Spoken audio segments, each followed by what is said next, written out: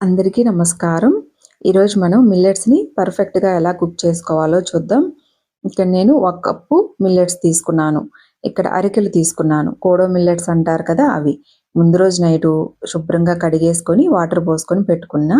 Morning cook చేసుకోవటానికైతే ముందు రోజు నైటే నానబెట్టుకోండి. అట్‌లీస్ట్ 8 అవర్స్ అయినా సరే నానబెట్టుకోండి.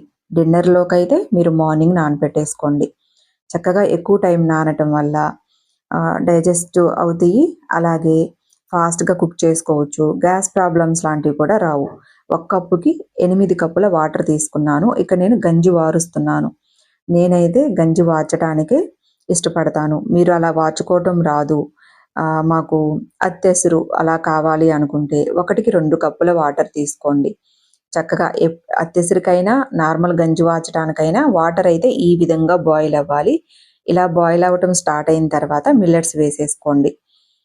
ఇప్పుడు గంజి వారుస్తున్నాను కదా నేను. సో, ఫ్లేమ్ మీరు స్టవ్‌ని నార్మల్‌గానే పెట్టేసుకోండి. చూడండి టైము 9:10 అయింది.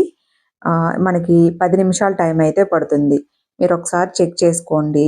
చేత్తో పట్టుకొని పర్లేదనుకుంటే చెక్ చేసుకోండి. లేదంటే ఒక 10 మినిట్సే టైం పెట్టేసుకోండి. అలారం పెట్టేసుకోండి. కరెక్ట్‌గా 10 మినిట్స్‌లో కుక్ అవుతాయి. ఏ మిల్లెట్స్ అయినా ఇంతే. అత్యవసరమైతే మాత్రం బాయిల్ అవ్వటం స్టార్ట్ అయిన తర్వాత సిమ్‌లో పెట్టేసుకోండి. చూడండి టైము 9:20 అయింది. 9:10కి నేను మిల్లెట్స్ వేశాను కదా! 9:20 అయింది. ఈ విధంగా ఏదైనా గిన్నెలోకి ఇలా బోర్లిచ్చేసేసుకోండి. గంజంతా కిందకి దిగుతుంది. చక్కగా ఇంకా మీరు చేత్తో పట్టుకోవాల్సినంత భయం కూడా ఉండదనమాట. చూడండి గంజి మొత్తం కిందకొచ్చేసినాయి కదా! ఇప్పుడు రిమూవ్ చేసేసుకొని స్టవ్‌ని ఒక 5 మినిట్స్ సిమ్‌లో పెట్టుకోండి.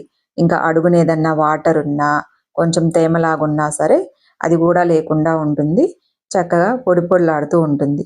వేడి మీద ఉన్నప్పుడు మనకి రైస్ అయినా, మిల్లెట్స్ అయినా గరిటె పెట్టి కదిలిస్తే కొంచెం ముద్దగానే అనిపిస్తుంది. ఒక 10 మినిట్స్, 15 మినిట్స్ మీరు స్టవ్ ఆఫ్ చేసిన తర్వాత పక్కన పెట్టేసుకోండి.